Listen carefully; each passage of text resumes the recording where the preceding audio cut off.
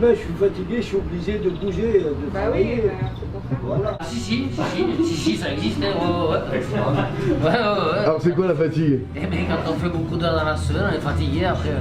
Parce qu'on lève des poids, parce qu'il faut réfléchir à certaines choses, il faut travailler. Même je suis fatigué, ma femme elle fait le réveil, tac, j'ai oublié la fatigue, vous voyez. On est obligé, des fois on a des journées longues, mais bon, c'est comme ça, hein, c'est la vie. Hein. Pour moi, la fatigue, c'est trop faire la fête.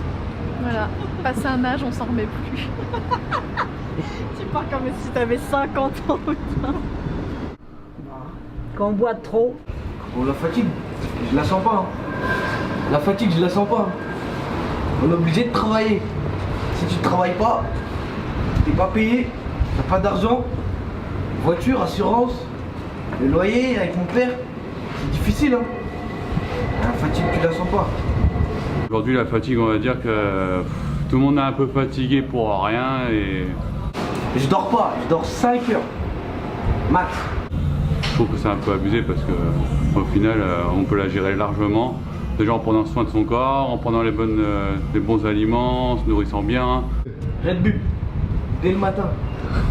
Red Bull dès le matin. Y a pas mieux. Et une assiette de pâtes pour tenir la journée. Les sportifs de haut niveau, c'est d'abord dans la tête, 90% dans la tête et 10% de capacité qu'ils ont naturellement, et après c'est vraiment tout dans la tête. La fatigue, on peut vraiment la surpasser quoi. Moi, je suis un ancien sportif professionnel, donc pour moi la fatigue elle est liée à l'adaptation. Dans le sens où on crée une fatigue qui nous permet ensuite d'adapter le corps, d'adapter le mental. J'ai toujours vu la fatigue d'un point de vue positif, dans le sens où pour moi la fatigue est une forme de stress qu'on s'inflige mentalement ou physiquement pour se forcer à s'adapter. Voilà. On n'est pas fatigué nous. C'est un état d'esprit, c'est dans la tête. Il n'y a pas de fatigue, ça n'existe pas. On va pas prendre du guronzan non plus. Mais... Guronzan, ça fait rien frère, ouais, c'est mais... un jour. La fatigue mentale, la fatigue physique. Mentale. Mentale. Les devoirs. L'école te fatigue. La fatigue. La fatigue, c'est le travail, c'est la fatigue. Dans la circulation, tout ça, c'est fatigant. Les gens sont fatigants au volant, les piétons, tout le monde est fatigant. Voilà. Le Covid, il est fatigant, les masques. C'est un tout. La fatigue de mettre le masque. Hein, ça fatigue la tête, au bout d'un moment. Les oreilles. Ça fatigue les oreilles. La vie. Ouais, en grande partie la vie, ouais. Ouais, on n'a pas le On choix, on est s'habitue. habitué comme ça. En fait, la fatigue, elle fait partie de notre vie. Voilà, c'est le quotidien. Voilà, si on est fatigué, si on dit tout le temps on est fatigué, on fait plus rien. C'est la fatigue morale, c'est la fatigue physique, c'est la pollution, c'est le bruit sonore, la pollution sonore. La fatigue, c'est ça. On déplace la planète. Voilà, des événements, crise sanitaire, politique. La fatigue, oui, c'est aussi en fait un stress permanent. C'est le stress permanent que nous inflige la société qui fait qu'on est constamment fatigué. C'est une sorte de pression sociale, il faut rendre le travail à temps, il faut être à l'heure, il faut prendre le métro, on veut profiter, donc on se couche un petit peu tard et après on se lève tôt. La fatigue, c'est vraiment un stress permanent, il faut courir tout le temps, il faut tout préparer à l'avance, tout organiser. Maintenant, par exemple, pendant les études, on peut pas se dire « Ah, l'année prochaine, je fais un Erasmus » ou « L'année prochaine, je passe l'agrégation ». Ça se prépare des années à l'avance, il faut tout organiser. Donc je pense que la fatigue, c'est aussi en rapport avec l'organisation, c'est une fatigue générale qui peut se matérialiser, enfin qui peut s'achever en flemme. Voilà, ne soyons pas fatigués, malgré la conjoncture économique actuelle. Comme je suis pédiatre, je travaille quand même au quotidien avec beaucoup de familles. Et dans la fatigue, il y a ce terme qu'on entend beaucoup en ce moment qui, je ne sais pas s'il est forcément toujours adapté, mais la charge mentale, c'est-à-dire cumuler la fatigue du travail, des obligations familiales, tout ce qui va être s'occuper des enfants, le ménage, l'école, etc. Il y a déjà la charge de ce que ça représente et la charge de ce que la société nous impose de faire pour que ce soit bien comme il faut. Je pense qu'en plus, ça c'est un avis très personnel, tout ce qu'on nous renvoie sur ces sujets-là via les réseaux sociaux aggrave ça encore plus parce qu'on se met un poids supplémentaire à vouloir rentrer dans une forme de perfection. Et tout ça, c'est un engrenage qui vient créer une fatigue monstrueuse qui dépasse largement encore l'environnement purement du travail. C'est-à-dire qu'il n'y a pas de répit en fait. Il y a la charge mentale au travail avec un besoin de rendement, d'efficacité, la hiérarchie qui impose des choses, etc. Il va y avoir au retour à la maison la charge mentale par le fait qu'on a par exemple des enfants, donc des enfants qui pleurent, qui sont demandeurs, qui ont besoin qu'on leur fasse à manger, qu'on les habille, qu'on gère le quotidien, plus qui ont des besoins de demandes affectives qu'on n'est pas toujours prêt à donner parce qu'on est crevé. Après il y a l'organisation du quotidien et on se rajoute à ça, en plus de ça, une espèce de pression pour faire absolument tout sur un modèle un peu calqué et qu'on nous montre en permanence. Et ça je pense que c'est juste écrasant.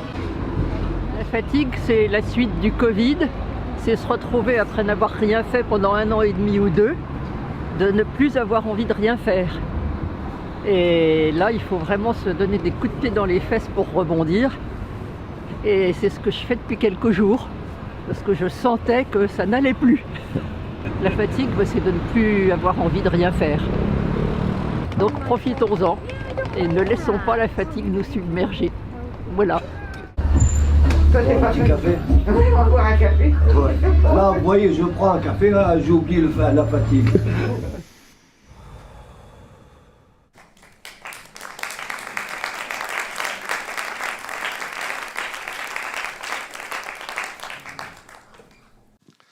Voilà, bonsoir. D'abord, je voudrais dire un grand merci, je pense aussi de votre part, à Gary Gillet qui a réalisé ce montage où presque tout est dit. Donc, comme on est fatigué, bonsoir, on se verra la prochaine fois.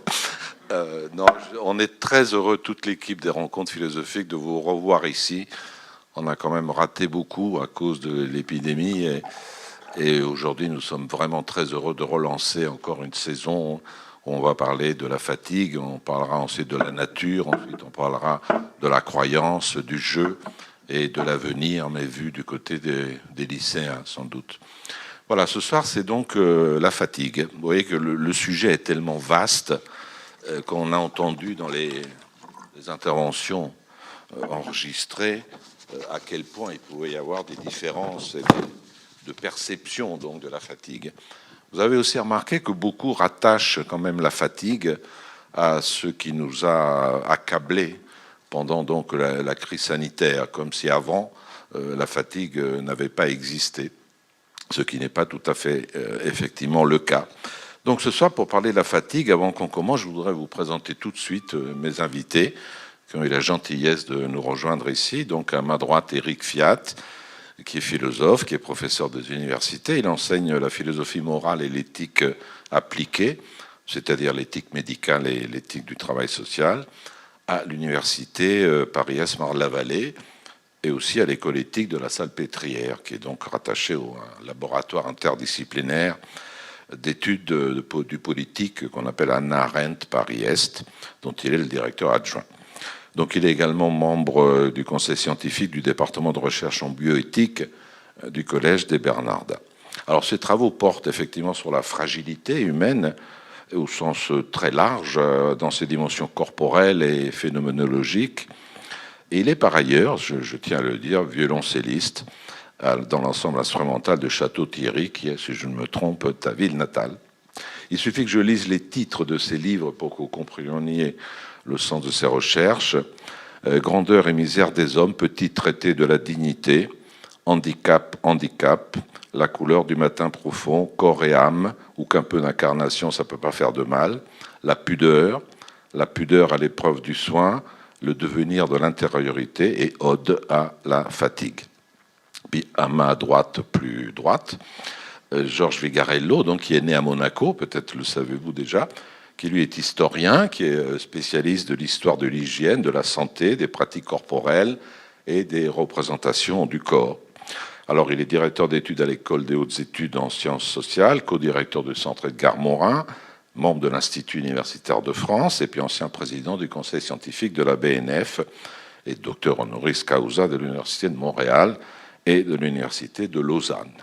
Alors là encore, il suffit que je lise les titres de ces livres pour qu'on comprenne le domaine de recherche.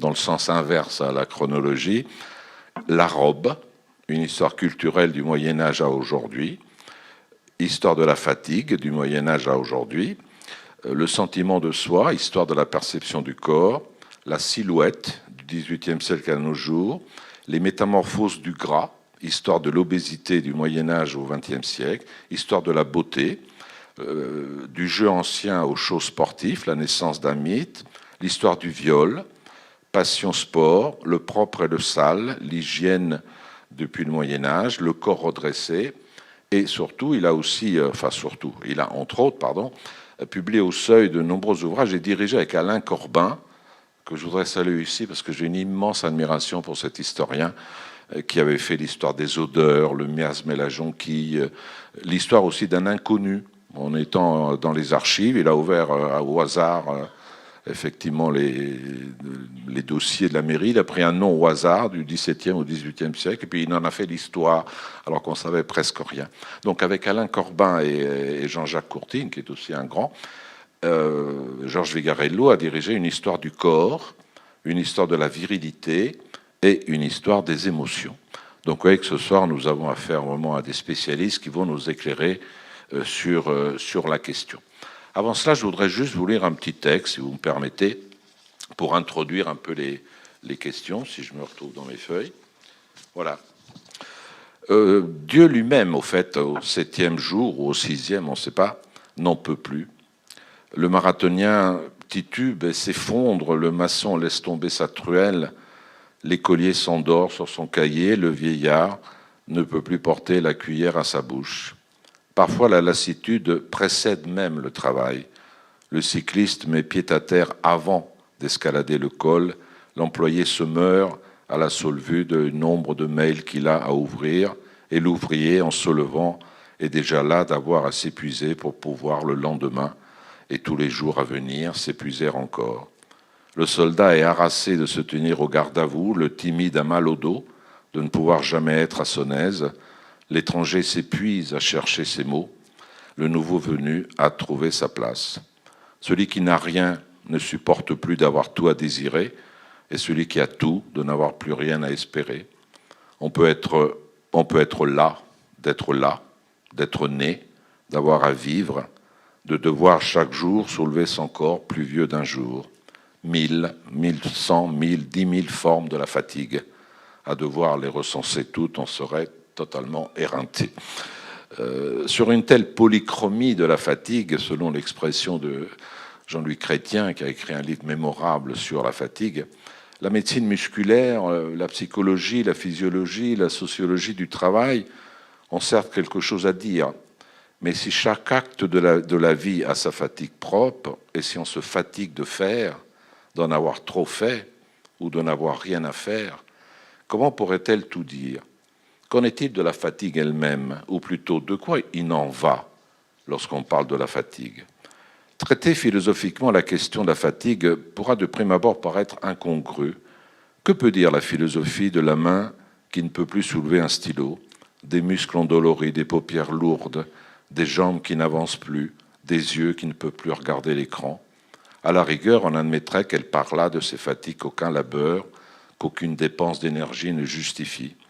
La fatigue d'être au monde, la nausée immense de la vie, comme disait Jules Laforgue, le sentiment d'absurdité, ou cet épuisement de l'existence auquel réduisent le deuil, le désespoir, les caresses qu'on n'a pas reçues, les mots qu'on aurait aimé entendre, la solitude, la confiance trahie. Mais plus que légitime se révèle la convocation de la philosophie lorsqu'on remarque qu'être fatigué n'a pas de sens en soi.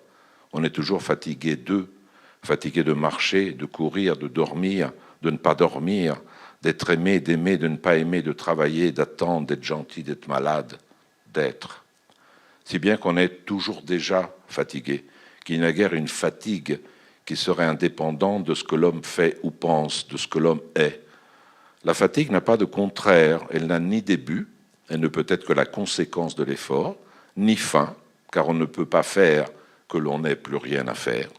Aussi n'est-elle pas quelque chose, mais une dimension de la condition humaine comme telle, dans laquelle se lisent les rapports au corps, le rapport au temps, le rapport à la mort, le rapport au sens et au non-sens, le rapport à autrui, le rapport à l'être et même le rapport à Dieu.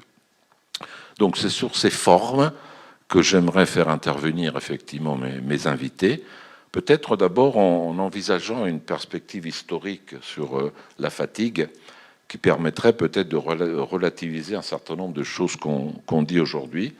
Donc Georges, je te passe la parole. Merci beaucoup. Alors d'abord, c'est un grand plaisir d'être parmi vous, pour des raisons que vous devinez, dans la mesure où j'ai l'impression de ne pas être parti, ce qui est une satisfaction intime que je ne saurais cacher. Par ailleurs, je trouve très important le film qui a été montré, de même que je trouve très important ce que vient de dire Robert Maggiori. Pourquoi important le film qui a été montré? Parce qu'on voit bien que certains mots qui sont utilisés par les personnes interviewées sont des mots récents. Stress, charge mentale, c'est pas des mots qui étaient utilisés au Moyen-Âge. Et je suis très sensible à ce qu'a dit Robert Maggiori lorsqu'il insiste sur ce qui peut avoir un rapport tout simplement avec la condition humaine, dont Eric Fiat parlera sans doute mieux que moi. Alors, ce que je voudrais faire rapidement, c'est vraiment un parcours historique pour réfléchir sur la façon dont l'histoire nous montre comment les choses se sont construites pour que la fatigue apparaisse sous la forme que nous connaissons aujourd'hui. Qu'est-ce qui s'est passé? Quels sont les fils que l'on peut tirer qui nous permettent de comprendre notre contemporain? C'est ça ma question. Alors, il y a évidemment dans cette question des préalables, la fatigue dont je parle, Robert Maggiori l'a très bien montré, c'est pas la fatigue liée à une maladie, c'est pas la fatigue, par exemple, liée à, je sais pas, à une tuberculose ou à un cancer. Bon, la fatigue dont je parle, ça a été bien dit, c'est la fatigue qui est le résultat d'un engagement, le résultat de quelque chose, le résultat de ce qu'on pourrait appeler une dépense. C'est ça la fatigue dont je parle. Avec, une fois dit cela, on voit très bien qu'il y a 4 aspects que je ne développerai pas forcément contemporainement, mais il y a 4 aspects qu'on est contraint de prendre en compte. Le premier, c'est qu'est-ce qu'on entend par fatigue. Le deuxième, qui est lié au premier, c'est qu'est-ce qu'on peut faire pour surmonter la fatigue. Le troisième, c'est en quelque sorte qui ça concerne. Est-ce qu'à une époque X, tout le monde est concerné par la fatigue ou pas? Voilà. Et le quatrième, c'est quand même, une fois qu'on a dit tout cela, quelle est la part la plus importante de la fatigue selon les périodes? Alors pour aller très vite, je dirais la chose suivante.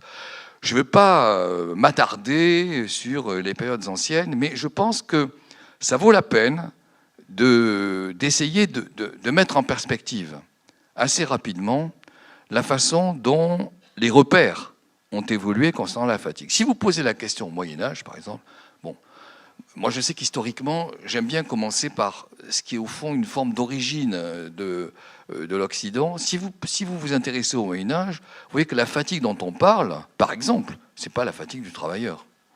Ça ne pose pas de problème. C'est encore moins la fatigue du serf. À la limite, on va dire, s'il se casse une jambe, c'est pas grave, etc.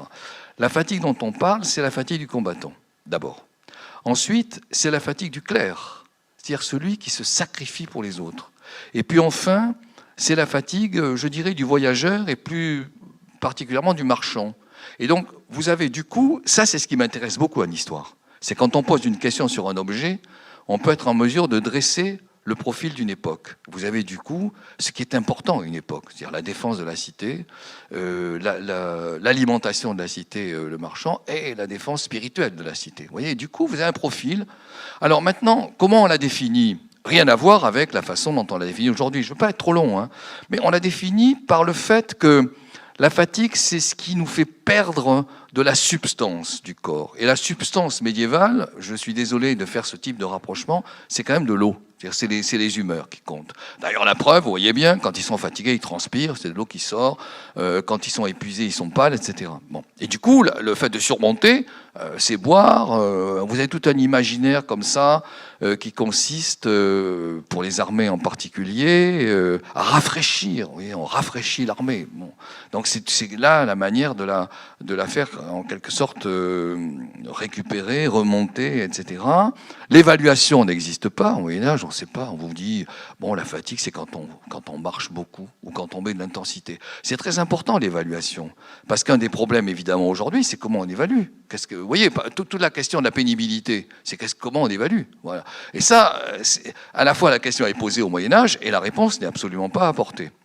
Et ce qui reste comme catégorie de fatigue, mon quatrième point, c'est le physique.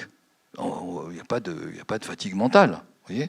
En revanche, passionnant, début 15e, Christine de Pisan, à première, qui écrit La Cité des Dames. À la fin, elle dit « J'étais fatiguée d'avoir écrit ce livre.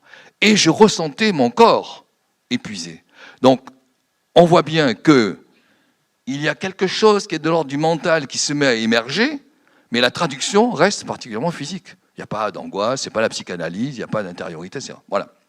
Allons vite. Passons à l'époque classique. Qu'est-ce qui se passe? Très vite. À l'époque classique, c'est pas la même chose. C'est plus le combattant, c'est plutôt le guerrier, celui qui est engagé pour des années et des années. Donc c'est plus la fatigue du combat, c'est la fatigue de la guerre, c'est la fatigue où on s'est formé, où on a subi des camps, où on a subi de la discipline. Vous voyez, et du coup, vous voyez émerger un aspect du social qui a changé. L'armée qui dure, l'armée qui se déplace, l'armée qui organise des camps, etc. Avec même des visites. Vous avez des courtisans qui vont voir l'armée à Compiègne, etc. Bon, passons. Donc ça fait un versant.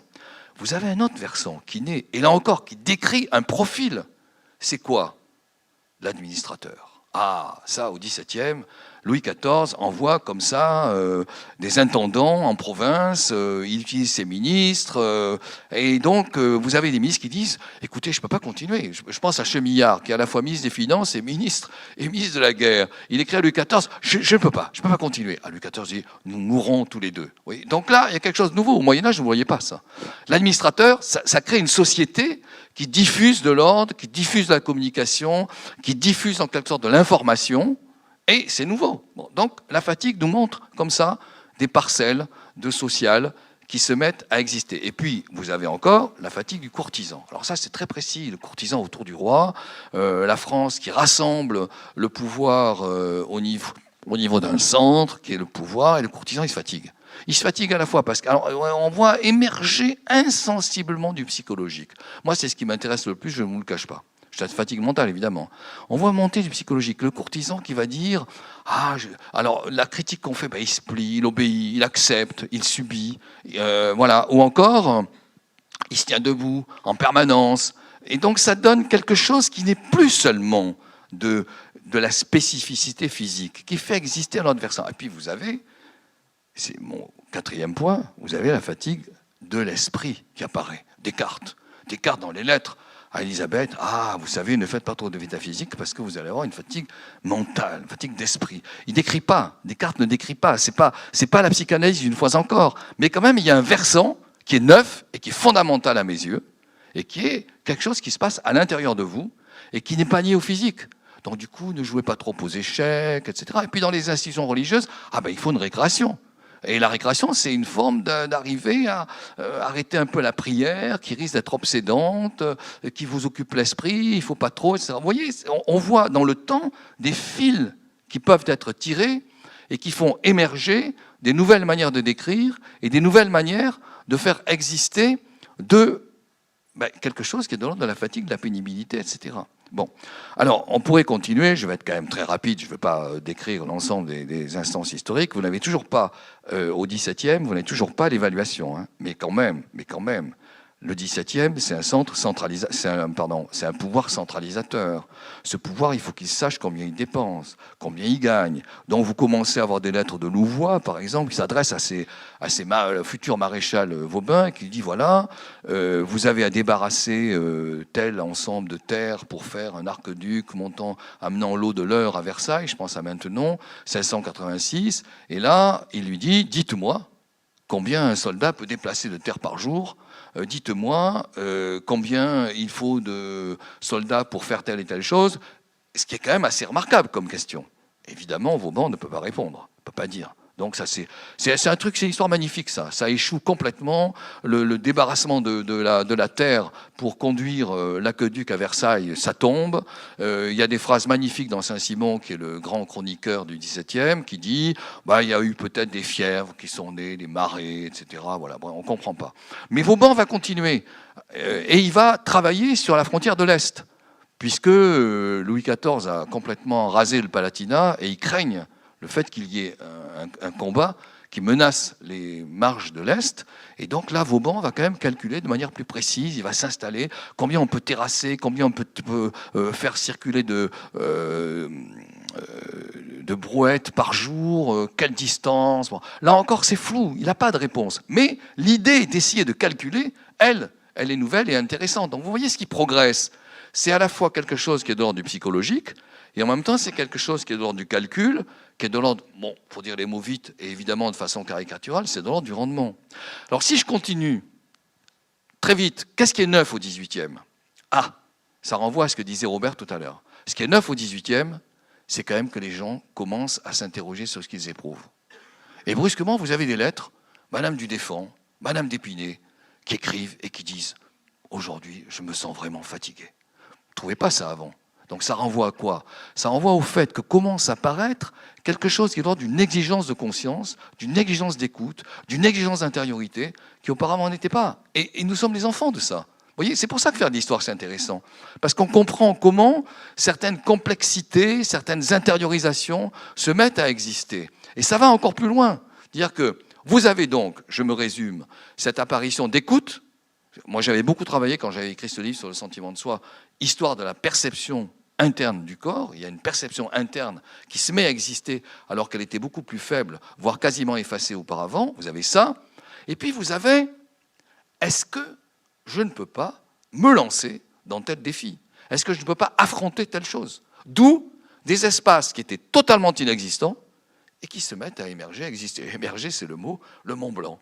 Le Mont Blanc n'existait pas. C'est une terre qui ne sert à rien, c'est stérile, c'est froid, c'est dangereux, etc. Et puis le Mont Blanc s'est existé. Pourquoi? Parce que c'est un défi. On peut calculer, on peut monter.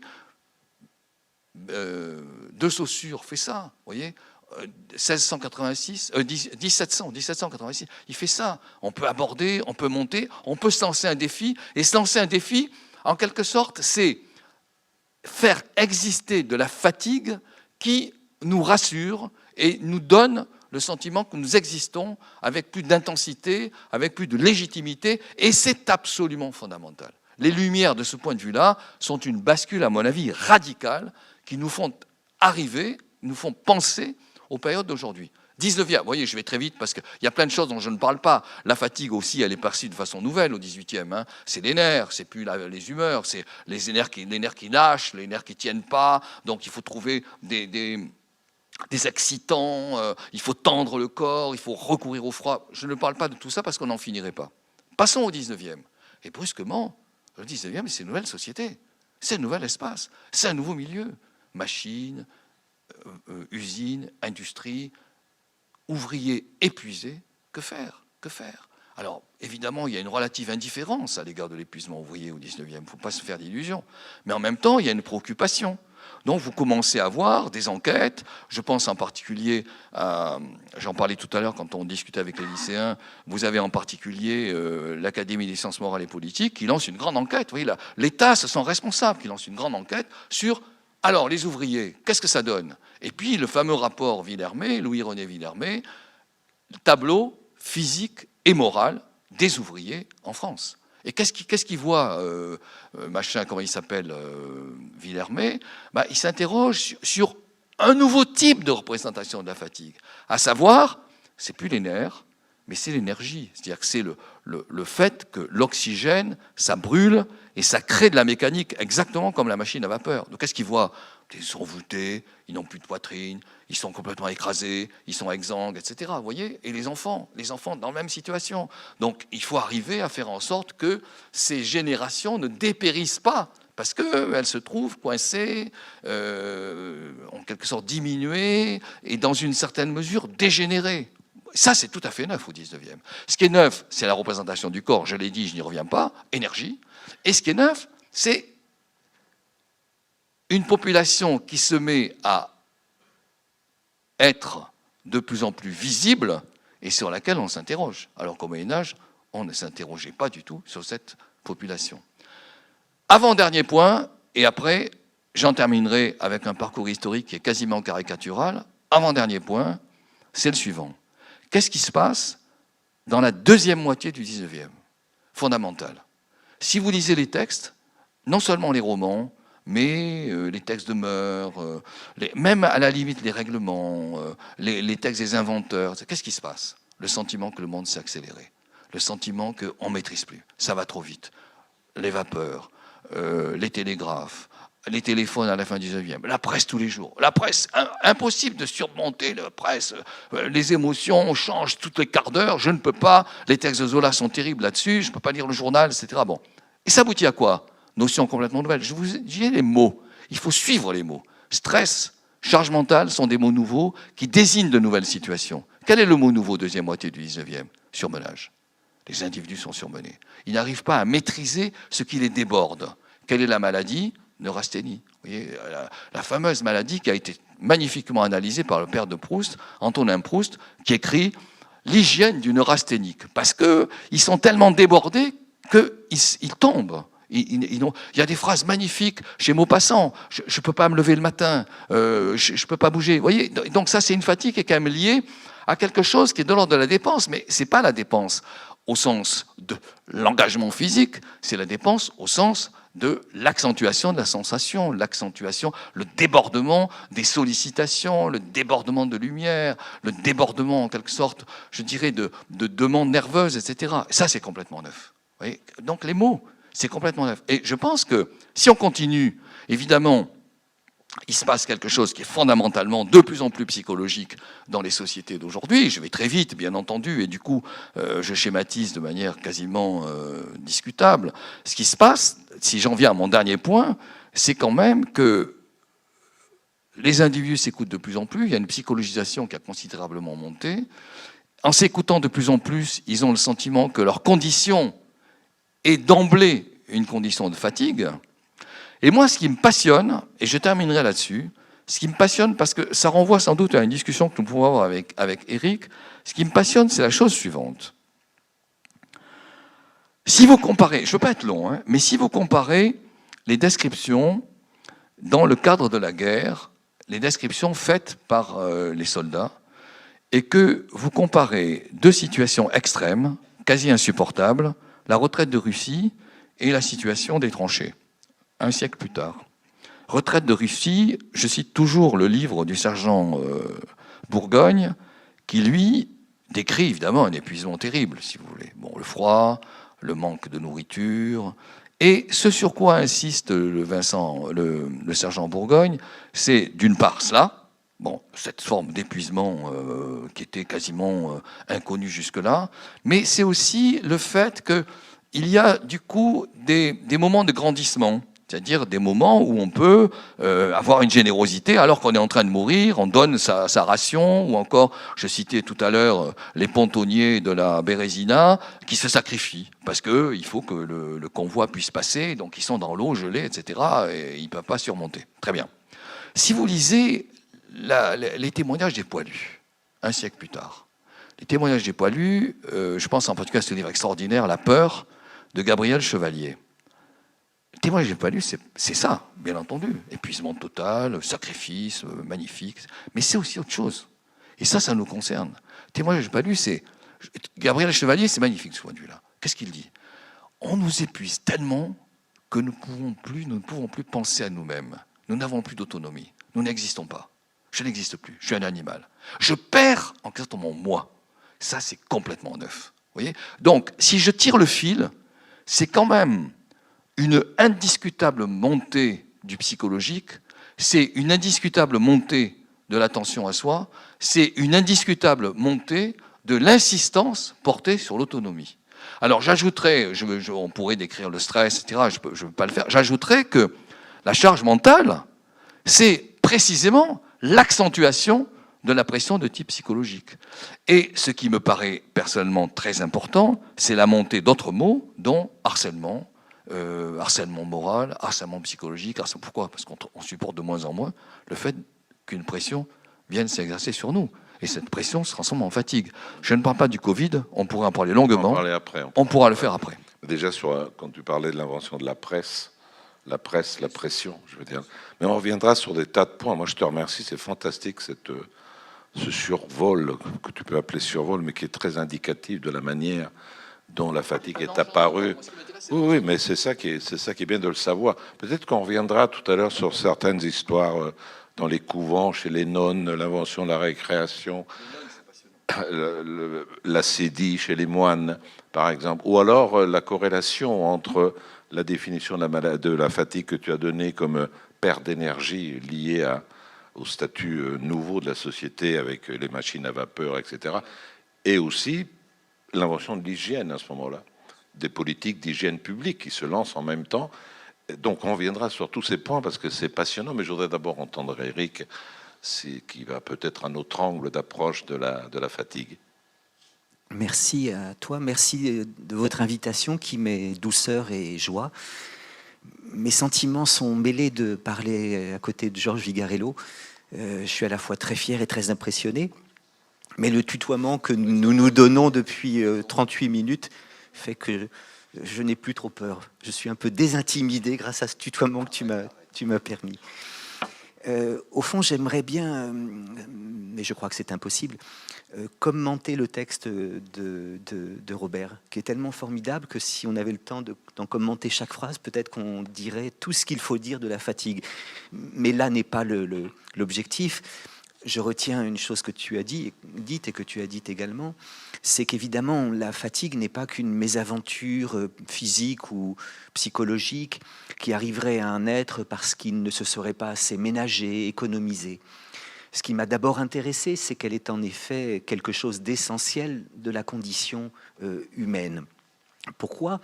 Eh bien parce qu'il me paraît que, parce qu'il est pauvre en instinct, l'homme est l'animal qui doit chercher sa place dans le monde. Il est venu au monde sans le mode d'emploi du monde, alors que l'instinct trouve sans chercher, comme disait Bergson, l'intelligence cherche sans d'abord trouver. Je regardais, avant d'arriver ici, un nuage d'oiseaux. J'aime beaucoup regarder les nuages d'oiseaux. Et je trouve extraordinaire ce moment où, vous savez, le nuage se divise en deux, puis les deux parties du nuage se croisent sans le moindre heurt, avant que le nuage se reconstitue à l'horizon. On dirait que l'animal a reçu de la nature sa place dans le monde, il la trouve sans avoir vraiment besoin de la chercher. Nous, parce que l'intelligence cherche à en trouver, nous avons beaucoup de mal à la trouver, et je crois que l'origine de nos fatigues est justement l'effort que nous devons faire pour essayer de trouver notre place dans le monde. Il me semble que ce qui singularise l'homme, là encore dans la nature, c'est qu'il est peut-être le seul vivant à se savoir contingent et mortel. Et contingent, un être qui existe mais qui aurait pu ne pas exister. Et mortel, un être qui existe mais qui n'existera plus. Alors tous les vivants sont contingents et mortels.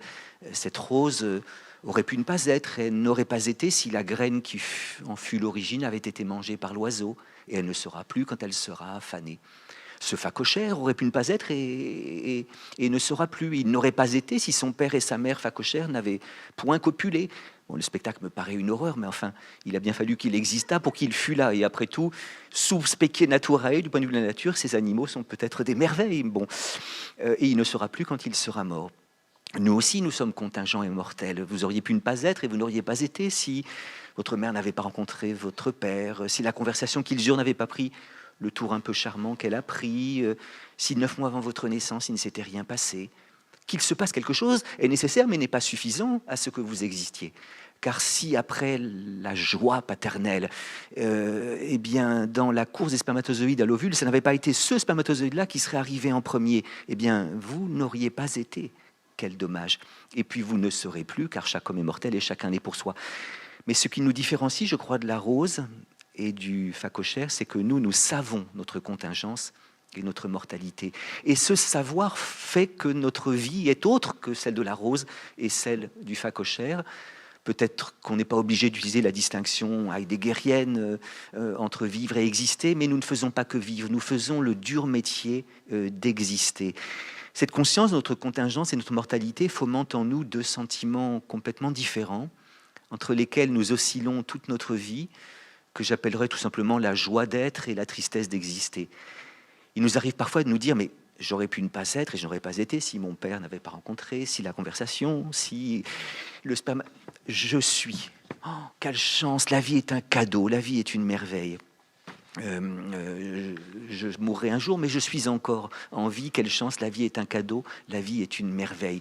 Vivre l'existence comme un cadeau, avoir la joie d'être, et peut-être ce qui peut nous défatiguer le mieux, car rien n'est plus défatigant que la joie. La joie, comme elle est, puisqu'elle est une puissance dilatatrice, la joie c'est la dilatatio animae et corpore, la dilatation de l'âme et du corps est défatigante.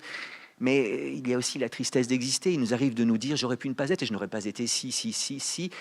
Je suis, cela est-il bon? Suis-je légitime? Suis-je digne d'être? Dans le dernier album qu'il a composé pour Jane, Gainsbourg a eu ces vers que je trouve sublimes. Bon, il ne voulait pas qu'on dise de lui qu'il était poète. Vous savez que pour lui, la chanson était un art mineur. Et pourtant, c'est de la poésie. Avec cette difficulté d'être, on se dit qu'il aurait mieux valu peut-être ne jamais naître. Le sentiment d'une existence usurpée, n'est-ce pas? Et puis nous nous disons, pour parodier Gainsbourg, qu'un jour nous allons mourir. Est-ce que cela vaut le coup de vivre encore avec cette difficulté d'être? Il vaudrait mieux peut-être déjà ne plus être. Toute notre vie, nous oscillons entre un moment où nous vivons l'existence comme un cadeau et le moment où nous vivons comme un fardeau. Et c'est cette oscillation qui fait que nous sommes voués à la fatigue. L'humanité n'est pas dans l'homme comme la circularité dans le cercle, ou la roséité dans la rose, ou la phacochéricité dans le phacochère. L'humanité est une tâche. C'est-à-dire que nous ne sommes pas fatigués simplement par les tâches de la vie, mais par la vie comme tâche, car la vie n'est pas qu'une vie, elle est une existence. Si je n'étais pas clair, vous me le diriez. Et voilà pourquoi elle est en effet quelque chose qui fait partie de notre condition, mais en effet, elle a des couleurs différentes, elle est bigarrée, tu as employé un beau mot pour le dire, et l'histoire le montre formidablement bien, mais peut-être aussi la philosophie, car il me semble, à première proposition, qu'il existe de bonnes fatigues, de mauvaises fatigues, et des fatigues qui ne sont ni bonnes ni mauvaises, dont peut-être nous pouvons tirer quelques leçons. Oui, il existe des bonnes fatigues, et fort heureusement, et j'espère que vous les connaissez. La bonne fatigue, c'est la fatigue du sportif vainqueur. C'est la fatigue des amoureux qui ont cueilli toute la nuit dans les bras l'un de l'autre les doux fruits d'amour. C'est la fatigue du travailleur qui aime son travail et qui, à la fin de la journée ou de la semaine, a l'impression du devoir accompli, du travail bien fait. Évidemment, ces trois personnages sont fatigués, car pour gagner le match, pour s'aimer longuement, pour bien faire son travail, il a fallu donner beaucoup de force. Oui, mais la joie de la victoire pour le premier, la joie de l'amour partagé pour le deuxième, ce que Kant appellerait peut-être le plaisir moral du devoir accompli, n'est-ce pas? Eh bien, cela fait qu'on n'a pas besoin de dormir longtemps pour refaire à nouveau ce dur métier d'exister qui n'est pas si dur, n'est-ce pas? Car là encore, la joie est dilatatrice. Il n'a presque plus de force, celui qui a couru 80 minutes après un ballon rond ou 80 minutes après un ballon ovale. Et pourtant, la joie de la victoire fait que les quelques forces qui sont là sont dilatées. Il peut faire un tour d'honneur, une troisième mi-temps. Après une nuit d'amour, bien sûr, nous avons peu dormi, mais nous y repensons et nous en espérons peut-être une autre. Rien n'est plus défatigant qu'une joie. Voilà pourquoi La Fontaine est le plus grand poète de la joie. Il l'a bien dit, ce côté dilaté. À ces mots, le corbeau ne se sent pas de joie, il ouvre un large bec et laisse tomber sa proie. Alors, je suis d'accord que j'ai sucré un vers, c'est à ces mots, le corbeau ne se sent pas de joie, et pour montrer sa belle voix, il ouvre un large bec. Et je sais bien que s'il ouvre un large bec, c'est parce que le renard l'a invité à chanter, si votre ramage... Mais même s'il ne l'avait pas flatté, même s'il n'avait pas invité à chanter, même s'il n'y avait pas eu de libido camemberti chez le renard et de ruse, je suis sûr que quand on ne se sent pas de joie, on est dilaté, ouvert. C'est la dilatation de la mêlée du corps. Et les quelques forces qui restent sont dilatées. Alors, dans le travail aussi, bon, il y a quelque chose... Bon, et au fond, la bonne fatigue, c'est une fatigue qui trouvera son remède dans le repos, parce qu'on va dormir du sommeil du juste. Et le sommeil du juste est un sommeil qui n'a pas besoin d'être très long pour être réparateur. On n'a même pas besoin de vraiment dormir. La bonne fatigue, c'est une fatigue du corps et non point de l'âme. L'âme est presque rafraîchie par la joie de la victoire, la joie de l'amour ou le plaisir moral du travail bien fait. Les bonnes fatigues sont aussi les fatigues qu'on se choisit, alors que les fatigues qu'on nous impose sont généralement mauvaises. Eh bien, je vous souhaite ces bonnes fatigues, mais malheureusement, je sais que beaucoup de nos contemporains, quand ils parlent de la fatigue, la voient plutôt comme une chose mauvaise. Par symétrie, on peut penser au sportif vaincu, à l'amoureux qui n'est pas victorieux, n'en disons pas trop, aux travailleurs, et je crois qu'il y en a de plus en plus, qui, même à la fin de la journée et à la fin de la semaine, a l'impression du travail mal fait ou du devoir inaccompli, n'est-ce pas? Et en effet, l'angoisse est rétractatrice, et Baudelaire est le plus grand poète de l'angoisse, quand le ciel bas et lourd pèse comme un couvercle. L'angoisse, c'est la rétractatio animae et corpori. Et la mauvaise fatigue est une fatigue et du corps et de l'âme. C'est une fatigue qui fait que l'âme en est lassée. Et le problème de cette mauvaise fatigue, c'est qu'elle ne retrouve même pas dans le repos son remède. On va au repos pour essayer de retrouver quelque chose comme la joie d'exister, on ne trouve pas, car on va dormir du sommeil de l'injuste. Et le sommeil de l'injuste, on bâtit cette expression par symétrie, est un sommeil qui n'est pas réparateur. La mauvaise fatigue, c'est aussi la fatigue du dépressif, qui se couche tôt, qui se lève tard, mais qui n'arrive pas à remédier à cette fatigue. Le sommeil de l'injuste est un sommeil... Alors, c'est soit le sommeil dans lequel on tombe comme une masse, après on ne sait plus où on est, c'est pas le sommeil dans lequel on se glisse voluptueusement, comme Montaigne, vous savez, qui aimait tellement dormir qu'il se faisait réveiller pour voir à quel point c'est agréable de se rendormir, ou comme Philippe Noiret dans Alexandre le Bienheureux, vous savez, c'est un homme que sa femme fait beaucoup travailler, puis à un moment elle meurt, et puis tout le village vient serrer la main de l'endeuillé. Que vas-tu faire, Alexandre? Réponse de Noiret, avec sa voix de violoncelle ou de basson. Dormir. Dormir. Et vous savez qu'il se couche et il a un système de poulies absolument extraordinaire. Et la mauvaise fatigue, c'est une fatigue dans laquelle on tombe comme une masse, et c'est aussi une fatigue traversée de moments d'insomnie. Et on cherche une plage fraîche sur l'oreiller, elle ne le reste pas longtemps. C'est ce que Baudelaire appelle ces vagues terreurs de nos affreuses nuits qui compriment notre cœur comme un papier qu'on froisse. Bon. Et alors, ce qui est terrible dans cette mauvaise fatigue, en effet, oui, c'est qu'on ne voit pas quel remède lui donner. Et je crois qu'elle est très présente chez beaucoup de travailleurs aujourd'hui, parce que, en effet, tout s'est accéléré, tu le dis, et encore plus depuis l'époque que tu disais. Je dirais que dans le monde d'aujourd'hui, qui est un monde de la concurrence et de la performance, comme dit Aragon, rien n'est jamais acquis à l'homme, ni sa joie, ni sa tristesse, ni son cœur. Et en effet, notre monde est un monde qui s'accélère, est un monde ondoyant, divers, incertain, liquide, où on somme le travailleur de s'adapter de manière permanente à un monde impermanent. Adapte-toi ou crève. Et c'est ça qui est épuisant. Je dirais que la situation du travailleur aujourd'hui, c'est, vous savez, l'animal qui symbolise l'adaptation, c'est le caméléon. Or, on dit qu'un caméléon qu'on met sur un patchwork devient fou. Ben oui. Mais je dirais que nous autres hommes d'aujourd'hui, notre situation est pire que celle du caméléon. On est comme des caméléons mis sur des kaléidoscopes. Parce que tout change très vite. Et je crois que la vie humaine, Hannah Arendt l'a si bien dit, pour, ma foi, être plutôt du côté de la joie que de la tristesse, on a besoin d'un équilibre entre le jour et la nuit, le public et le privé, le bruit et le calme, la collectivité et la solitude. Bon, j'ai l'impression que la sphère du secret, la sphère de la nuit, la sphère du repos, la sphère du silence se réduit comme peau de chagrin. Tu parlais de l'intériorité. Je me souviens d'un jour où Bernard Pivot interviewe Umberto Eco, qui n'arrête pas de lui parler de la vie intérieure, la vie intérieure, la vie intérieure. Ah, je me moque pas, je l'admire beaucoup. Attends. À un certain moment, Pivot lui demande, mais Umberto Eco, qu'est-ce que c'est que la vie intérieure? Alors Umberto, toujours un peu cabotin, fait semblant de réfléchir et tout d'un coup dit, la vie intérieure, c'est là où il n'y a pas les téléphones. Et il explique que pour pouvoir écrire, il allait sur une petite île de Méditerranée où il n'y avait pas le téléphone. C'était dans les années 80. Aujourd'hui, alors, il y aurait presque plus de vie intérieure puisque le téléphone est partout. Et justement, on a l'impression que cette sphère du repos de l'âme est assaillie par les mails, les SMS, l'info continue. Bon, ce qui fait que les Européens dorment de moins en moins, n'est-ce pas? Que comme les pôles qu'on nommait jadis terrae nullius, qui étaient à personne, sont assaillis par les grandes puissances. Et alors, il y a une fatigue d'être. Alors, en effet, cette fatigue, c'est pas une fatigue forcément liée aux tâches, c'est une fatigue d'être. On ne comprend pas le monde dans lequel on est. Alors, sommes-nous plus fatigués aujourd'hui que jadis? Évidemment, c'est à toi qu'il faut poser cette question, mais je te propose cette intuition. Peut-être, moi je crois qu'aucun d'entre nous n'aurait supporté la vie d'un paysan encore dans la Corrèze d'origine de mes parents, dans les années 40-50. Faire une moisson à l'époque, c'était bon.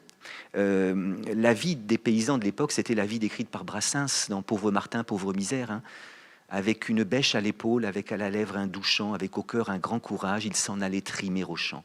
Pauvre Martin, pauvre misère, creuse la terre, creuse le temps. De l'aurore jusqu'au couchant, en tout lieu, par tous les temps, il retournait le chant des autres, sans laisser voir sur son visage ni l'air jaloux, ni l'air content. Et les deux dernières strophes qui m'ont toujours un peu bouleversé.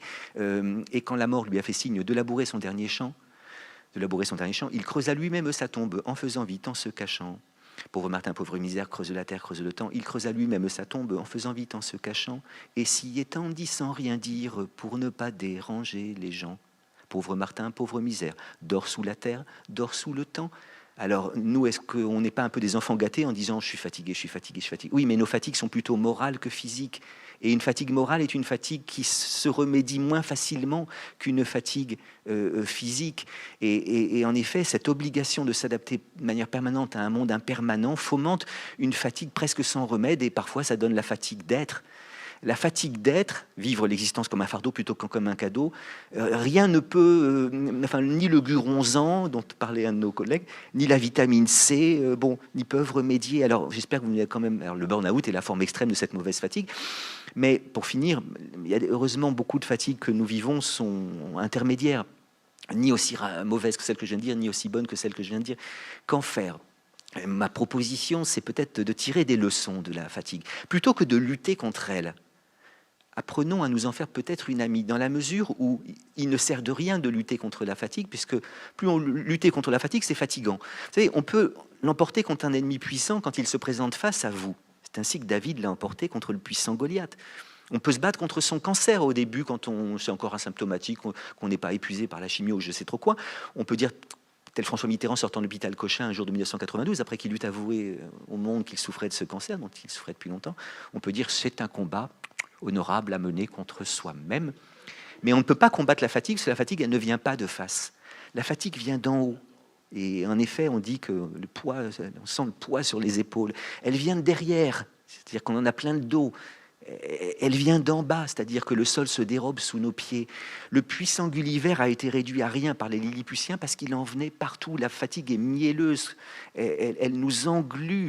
Et alors, en effet, ma proposition, encore La Fontaine, c'est d'être face à elle plutôt roseau que chêne, plutôt que de jouer la comédie de l'infatigabilité, ce que notre époque, obsédée par la performance, voudrait que l'on fît, plutôt que jouer la comédie de l'infatigabilité, et donc moins fatigué jamais, moins vieux jamais, eh bien, plier, mais non pas rompre. Vous savez, le chêne et le roseau, le chêne méprise le roseau, tout vous est aquilon, tout me semble zéphyr. L'aquilon, c'est un vent puissant, donc, alors que le zéphyr, c'est un petit vent. Et le roseau dit, gardez-vous de ce souci, les vents me sont moins qu'à vous redoutables, je plie, mais ne romps pas. Qu'est-ce que c'est que plier ? C'est ne pas lutter contre la fatigue, mais apprendre les belles leçons. Et je crois qu'une fatigue assumée plutôt que combattue, ça peut nous conduire à ces belles leçons que sont tout d'abord leçon l'humilité, d'humilité. Mais oui, je ne suis pas une machine. Une machine, ça s'use, mais ça ne se fatigue pas. Je ne suis pas un dieu grec. Les dieux grecs sont infatigables. On n'imagine pas Zeus avoir un petit coup de mou. Là, je sais pas, aujourd'hui, c'est un peu dur. Alors que, comme tu le disais, il faut remarquer que le dieu d'Isaac, d'Abraham et de Jacob, le dieu de Mohamed ou de Mohamed, le dieu de Luc, Matthieu, Jean, est un dieu qui peut-être a assumé quelque chose comme une fatigue, puisqu'il y a un jour pour le Shabbat, vendredi, samedi ou dimanche. Ben non, on n'est pas des anges. Les anges sont infatigables, ils se déplacent à la vitesse de la pensée. Vous allez dire c'est très vite, mais ça dépend pour qui. Mais non, il y a une rapidité de la pensée, une immédiateté. Ils ont des corps, mais leurs corps sont légers, portatifs. Bon, on n'est pas des gnomes, des lutins, tous ces êtres infatigables parce qu'ils ont une extraordinaire capacité métamorphique. On aimerait être ces... Et quand on n'est pas fatigué, on est en forme. Mais ces êtres magiques, ils sont plus qu'en forme, puisqu'ils peuvent changer de forme, voyez. Ben non, on n'est qu'un homme. Et l'humilité, c'est s'estimer à sa juste mesure, c'est pas être vaniteux, c'est pas non plus se mépriser, hein. C'est s'estimer à sa juste mesure. Une fatigue assumée, ça rend humble et ça peut pas faire de mal. Ça nous apprend le courage. Parce que si on n'était jamais fatigué, toujours frais et dispo, on n'aurait pas besoin d'être courageux. Aristote a bien montré que la fatigue, c'est pas l'absence de peur, c'est la peur surmontée. Si pour être fatigué, si pour être courageux, il fallait ne jamais avoir peur, les pierres seraient paresseuses. Et c'est donc le courage est dans le malgré, comme disait Jean Kelevitch, dans le malgré ma peur, malgré ma fatigue. Oui, ça nous apprend le courage. La fatigue assumée, ça nous apprend la rêverie. Plutôt que lutter, allez, j'ai un rapport plus doux à moi-même, au monde, et aux autres. La rêverie bachelardienne, vous voyez, quand c'est cet état intermédiaire, on est une sorte d'agent double entre l'éveillé et l'endormi. Et qu'est-ce que c'est doux que de retrouver des moments de rêverie. Et puis enfin, je pense qu'il faut prendre le risque de la fatigue, parce que, d'accord, les autres sont fatigants, comme l'a dit un interviewé. Mais en même temps, je crois que ce qui restera peut-être plus beau de nous quand on quittera ce monde, c'est peut-être qu'on se fatigue pour les autres. On peut être fatigué par les autres, mais on peut aussi se fatiguer pour les autres. Et se fatiguer pour les autres, oui, il restera des rides, des poches sous les yeux, une courbure, mais parce que j'ai essayé d'alléger ton fardeau dans le monde. J'essaie de faire que ton existence soit un cadeau plutôt qu'un fardeau. Je veux dire par là que s'économiser, se réserver, s'épargner, c'est pas du tout un remède à la fatigue, c'est un symptôme de fatigue. Il faut vraiment pas aimer la vie pour ne pas prendre le risque de la fatigue, pour se réserver, s'épargner, s'économiser, eh bien c'est pas bien vivre. Alors évidemment, il faut pas être prodigue de soi. Il faut être généreux. La générosité, c'est la juste mesure entre l'avarice et la prodigalité. Mais je crois qu'un peu de fatigue, ça peut pas faire de mal.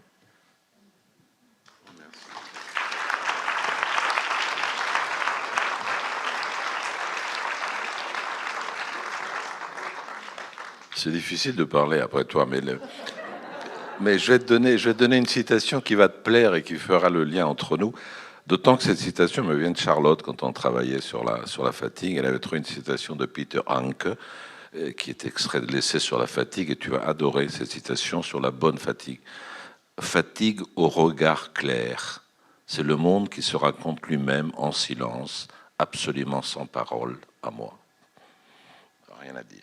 Il est vrai que dans cette bonne fatigue, il y a aussi presque un retrait volontaire en soi, c'est-à-dire une sorte de tentative très ouatée, très vaporeuse, de couper toute relation avec autrui, avec le monde, quand on est et donc de retrouver cet état comme ça un peu intermédiaire, alors que la mauvaise fatigue, d'ailleurs le langage, comme d'habitude le dit, on dit on est crevé. C'était comme si du pneu que nous sommes sortait tout l'air, et donc on est crevé. Du coup, on ne peut pas se rétablir tout seul. Lorsqu'on est crevé, on est vraiment... D'ailleurs, tout parle, oui, ça me vient à la bouche. On est à plat, c'est-à-dire qu'on ne peut pas vraiment parler. Maintenant, je voudrais qu'on parle entre nous, comme ça, de façon très libre. J'ai constaté quelque chose dans ce que vous dites. Il n'y a aucune part, et je voudrais le savoir d'abord de l'historien, non pas que vous faites aucune part, je veux dire qu'on n'a pas encore parlé d'une fatigue qui serait spécifiquement féminine et qui serait liée au port de l'enfant, à la maternité, à l'accouchement, à l'éducation même des enfants. Est-ce qu'il y a eu, à un moment donné, une prise en considération, ce qui n'est pas évident, hein, parce qu'aujourd'hui, par exemple, quand on lit, je fais ça par analogie, hein, je ne parle plus des femmes, quand on lit les textes de Marx sur l'ouvrier, il parle très souvent de l'exploitation. Il montre comment le fait que j'applique ma force musculaire et ma force spirituelle ou psychique sur un bout de bois pour en faire effectivement une statue ou une table, n'importe quoi, je dépense, et il explique le processus de la plus-value, comment on est exploité. Marx dit rarement de la fatigue. Il en parle indirectement. Mais pour les femmes, alors. Il en parle dans la mesure où il est quand même très centré sur la durée. Ouais. Il y a un texte fondamental sur la journée de travail. Et donc lui, il propose, par rapport à nos repères déjà, c'est très différent, il propose 10 heures. À une époque où, au milieu du 19e, c'est 12, 14, parfois 16 heures. Mais je reviens sur la remarque que tu fais, qui me paraît très importante, qui porte sur la distinction homme-femme et le problème de la fatigue que l'on pourrait qualifier, avec prudence, en mettant des guillemets, de spécifiquement féminine. Le fait de porter l'enfant, le fait de s'occuper du ménage, bref, ce qui aujourd'hui se traduit par les charges mentales. C'est la femme qui parle de charges mentales. Moi, je pense qu'il faut quand même se rappeler du fait qu'il y a une réelle difficulté à parler de la fatigue, à l'expliciter. Et en revanche, elle peut être non explicitée et en même temps prise en compte. Je prends un exemple qui m'a toujours frappé. Les démographes historiens montrent qu'à partir du milieu du XVIIIe siècle, brusquement, y compris dans les campagnes, mais pas seulement, évidemment pas seulement dans les villes, mais y compris dans les campagnes, brusquement, l'âge au mariage recule. Autrement dit, un âge au mariage qui était, pour dire vite et mal, de 22 ans, se mettre 25, 26, 27. Ça veut dire quoi? Ça veut dire qu'au bout du compte, la femme, en se mariant à 27 ans, aura moins d'enfants. Donc on voit bien qu'il y a, ce qui est très bien montré par certains historiens, ils disent qu'il y a une forme de continence indirecte pour éviter précisément des formes de fatigue et des formes d'épuisement qui sont ceux de la femme, mais qui peuvent être aussi ceux du couple d'ailleurs, mais d'abord ceux de la femme. Et donc, des femmes qui pouvaient avoir, je ne sais pas, 10 enfants, se mettent à en avoir moins. Première remarque. Deuxième remarque, non seulement il y a ce qu'on pourrait appeler le recul de l'âge au mariage, mais il y a l'installation, en particulier d'abord chez les privilégiés, l'installation d'une sorte de continence qui fait que on n'a plus 5 enfants, mais on en a 2.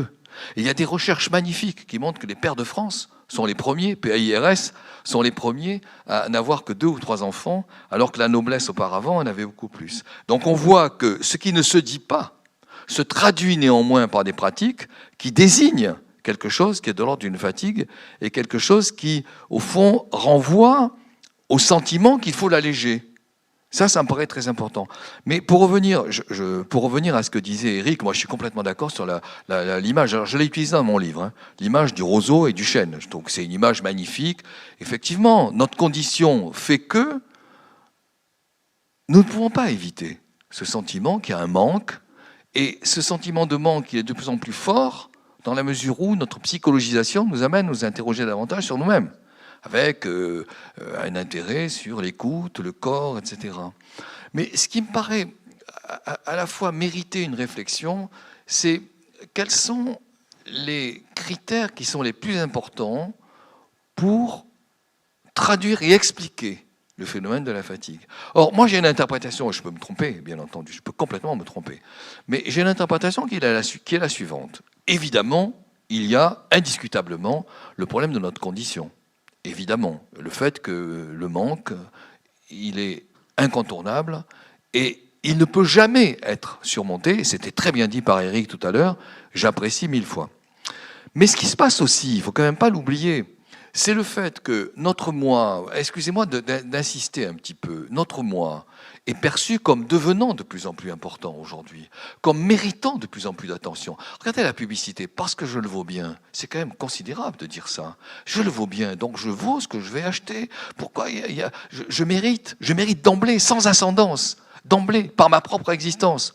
Ça veut dire quoi?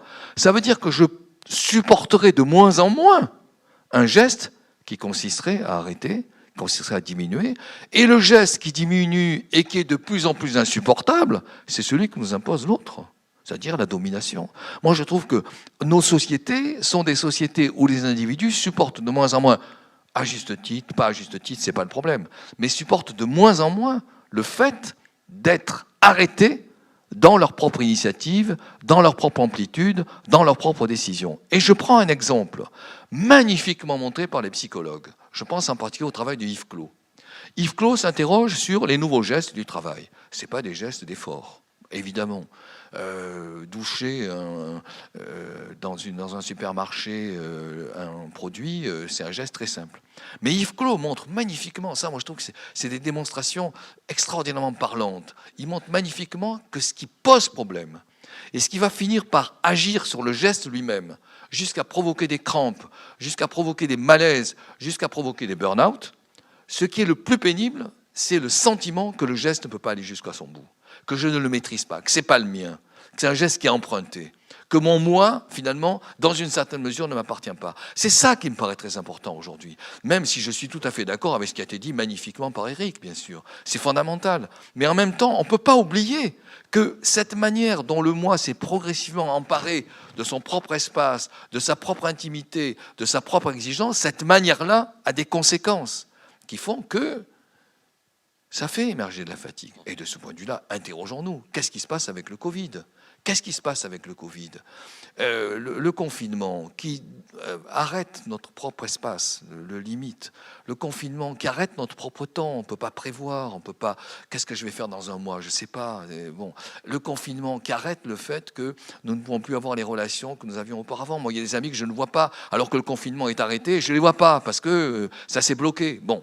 Ça aboutit à quoi ? Ça aboutit à ce que les 3 grandes dimensions anthropologiques de notre propre individu, disposer de l'espace, disposer du temps, disposer des relations, ça s'est bloqué. Ça, c'est bloqué. Et ça, ça entraîne quoi? Ça entraîne de la fatigue, évidemment. Il y a une sorte de fatigue qui est liée à ce que j'appellerais, c'est pas moi qui ai inventé le terme d'ailleurs, à ce que j'appellerais un syndrome d'empêchement. Et ce syndrome d'empêchement, il renvoie, je dirais, indirectement au fait que notre moi a pris infiniment plus d'importance qu'auparavant.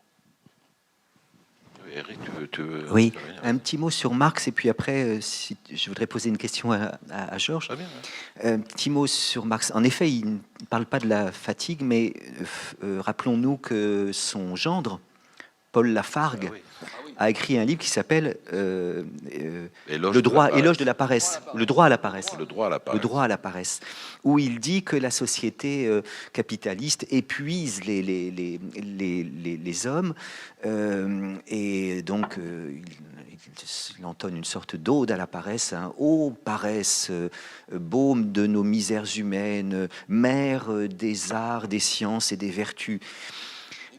J'avoue que ce livre ne m'est pas sympathique. Parce que, alors, un peu de paresse, ça peut pas faire de mal. Hein. Une grasse matinée de temps en temps, un laisser-aller, bon, ma foi, bon, fort bien, fort bien. Mais je suis gêné par cet éloge de la paresse, parce qu'il me semble que pour que le paresseux puisse paresser, il faut que beaucoup s'agitent et soient industrieux. Le paresseux laisse les autres porter le fardeau de l'être, comme dirait l'autre. La paresse, qui n'est pas la fatigue. La paresse, je dis, il ne faut pas confondre la paresse et la fatigue. La paresse, je dirais que c'est une espèce de fatigue par anticipation, ou une anticipation de la fatigue. Le paresseux se lève le matin, que dis-je, le midi, il n'est pas paresseux du tout, parce qu'il risque, il n'est pas fatigué du tout, mais il ne va rien faire parce qu'il risque de l'être. Et ce que craignent les plus paresseux des paresseux, c'est même pas la fatigue. C'est la possibilité de la possibilité de la possibilité de la fatigue. Je répète que d'ailleurs, le film Alexandre le Bienheureux que j'évoquais, je me demande si Noiret, enfin Alexandre, est paresseux ou fatigué. Alors au début, il est vraiment fatigué parce qu'il a du sommeil à récupérer. Sa femme le fait trimer depuis très longtemps. Et après, il va se lever, mais tout le monde se dit ça y est, il va enfin se remettre au travail. Non, il va prendre le temps de prendre son temps. Et il va contempler le monde. Et alors c'est merveilleux parce qu'il fait ce que nous avons oublié de faire, prendre le temps de musarder, de faire l'école buissonnière, de se promener. Et la promenade, c'est autre chose que la randonnée. Hein, parce que le système capitaliste récupère tout. Et donc on va faire des groupes de randonneurs. Enfin, passons. Le promeneur, c'est celui qui est l'océanographe des flaques, le géographe des brindilles. Il bagnaude, il musarde. Bon, et c'est merveilleux. Mais voilà le moment où Alexandre rencontre Agathe, où Noiret rencontre Marlène Jobert. Et au moment où ils vont se marier, elle a le geste qu'avait la première femme d'Alexandre, parce que lui, il dit « Voulez-vous prendre pour époux ?» Alors elle dit « Oui », on s'adresse à lui « Voulez-vous prendre pour épouse ?» Et il rêve. Comment hein. Puis alors à ce moment-là, elle fait ce geste comme ça. Et là, il dit non. Et là, je comprends pas, parce que bon, c'est un peu osé ce que je vais dire, mais quand on a la possibilité d'épouser Marlène Jobert, le film date de 68, on dit pas non. Et surtout, là, il devient paresseux parce qu'il va refuser de se fatiguer pour elle. Vous voyez, bon. Et donc, je ne crois pas qu'on se sorte de ce système par la paresse. Il faut le système épuisant, et le système néolibéral est encore plus épuisant. Et alors, j'en viens à ma question. Il me semble que ce qui nous fatigue aussi beaucoup, c'est que notre travail est plus un emploi qu'un métier et qu'on nous impose d'en changer plusieurs fois. On ne mesure pas à quel point à l'époque le monde a changé. Quand on est passé d'une époque où il y avait 95% de chances ou de risques qu'un homme fît le même métier que son père, à une époque où il y a 95% de chances ou de risques qu'il fasse un tout autre métier, voire qu'il change plusieurs fois de métier. Alors, ne soyons pas nostalgiques. Le geste nostalgique est toujours précédé d'un geste d'idéalisation du passé. C'est pas vrai que c'était mieux avant, parce que dans ces sociétés traditionnelles, eh bien, on n'avait pas le choix d'inventer les chemins de sa vie. Fils de cordonnier, tu serais cordonnier. Fils de roi, tu serais roi. Fils de paysan, tu seras paysan. Là, on a inventé une mobilité qui est une chance. Mais cette mobilité peut se payer par le prix. Qui désapproprie, tu vois. On revient au thème de tout à l'heure. C'est ça. Et alors, ma question, c'est justement, es-tu d'accord avec l'analyse tocquevillienne que j'ai relu pour ce livre? Tocqueville, alors parle pas de la fatigue là encore, mais on donne peut-être une explication. Ils ont le passage de l'ancien régime au nouveau régime, dit Tocqueville, c'est le passage d'un régime où il y avait des privilèges, un régime où on affirme l'égalisation des conditions. Et alors voilà ce qu'il dit: ils ont aboli les privilèges de quelques-uns, ils vont rencontrer la concurrence de tous. Et justement, il fut une époque, par exemple, les âges. Bon, il y avait un âge où la séduction c'était terminé. Bon, là, on a l'impression qu'il faut qu'on soit toute sa vie entrepreneur de son corps et de son âme. Est-ce que l'une des sources de nos fatigues contemporaines, c'est pas justement la transformation du... Parce que quand on a un métier, bon, il peut être fatigant, mais on en connaît les recettes. Mon grand-père, qui était cordonnier, a fait à peu près les mêmes gestes toute sa vie. Alors, il était peut-être fatigué, mais il les aimait. Et là, il faut s'adapter. Et alors, cette concurrence de tous, est-ce que tu partages les analyses de Tocqueville, ou est-ce que tu as des écarts? Si tu permets, moi je vais revenir là-dessus parce que c'est une question très importante, mais je voudrais reprendre un instant l'affaire de Marx et l'affaire de Lafargue. Alors, Marx, pour moi, ne parle pas directement de la fatigue, mais quand vous le lisez, en particulier les fameux passages dont je parlais tout à l'heure sur la journée de travail, quand vous lisez avec attention, c'était ce qu'évoquait Robert tout à l'heure, à savoir le fait que, au fond, on lui ôte toute possibilité d'exister, il est aliéné, toute possibilité de fatigue, je veux dire toute possibilité de faire, il devient autre, ça devient une machine comme les machines sur lesquelles il travaille. C'est ça le vrai problème de Marx, c'est-à-dire l'individu transformé en objet. Bon. Et donc du coup, la fatigue n'apparaît pas au premier plan. En revanche, sur Lafargue, moi je trouve que c'est un exemple magnifique, parce qu'il me semble que Lafargue d'abord est complètement utopiste parce qu'il dit on peut travailler 3 heures par jour, mais il n'explique pas comment. Il ne dit pas ce qui permet à la société de travailler 3 heures par jour. Ça, il ne l'explique pas. Simplement, il laisse entendre qu'il y a de plus en plus de pouvoir, de possible, industrie, etc. Bon. Mais je pense que Lafargue traduit quelque chose qui est l'émergence d'un droit de l'individu de disposer de lui, de pouvoir s'appartenir, etc. Il fait émerger ça, je trouve, quelqu'un comme Lafargue. Et en cela, son livre devient, à mes yeux, relativement intéressant, même si c'est un livre de parfaite utopie. Alors, j'en viens maintenant à ce que tu évoquais tout à l'heure concernant le problème de Tocqueville. Moi, je suis assez d'accord avec ça. Je pense que Tocqueville signifie que par rapport à l'Ancien Régime, ce qui est proposé, c'est une sorte d'ouverture où tout devient possible, avec l'accroissement inévitable de la concurrence, mais avec l'accroissement de ce qui va s'affirmer très fortement au XXe, à savoir le choix. Le choix est ouvert. Alors, bien sûr, il y a aussi les affaires de Musset. Je croyais que je pouvais, et puis je ne peux pas. Bon, l'enfant du siècle. Mais le choix est ouvert. Et donc, ce choix qui est ouvert... par rapport à tous ces possibles, j'en choisis certains, je n'ai pas pu en choisir d'autres, et ça entraîne de la difficulté, magnifiquement montrée un siècle plus tard par Pérec. Qu'est-ce que c'est qui est au cœur des choses en Pérec, en 1960 ? Je peux tout choisir, la société s'ouvre à moi, et le couple qu'il met en scène, c'est un couple qui s'épuise, parce qu'il choisit, mais après il est déçu. Et c'est le fameux texte de Alain Ehrenberg, la fatigue d'être soi. Tu vois, c'est ce que, au fond, quand on tire le fil qui part de Tocqueville, on arrive à ça. Mais ce que je veux dire, moi, en plus, je m'excuse d'y revenir, c'est qu'au-delà de ce problème de l'impuissance à arriver à choisir, au-delà de cela, nos sociétés viennent s'inscrire, viennent griffer quelque chose qui est dans notre propre appartenance. Tu vois ? Et ça, c'est douloureux. Et ça devient plus douloureux qu'auparavant. À propos de ça, justement, tu parlais tout à l'heure d'un certain nombre d'amélioration, de techniques amélioratives de la pénibilité du geste du travail. On peut dire que depuis 2 siècles, toute l'ergonomie est consacrée à ça. C'est-à-dire de faire des fauteuils plus droits, de faire des gestes qui économisent.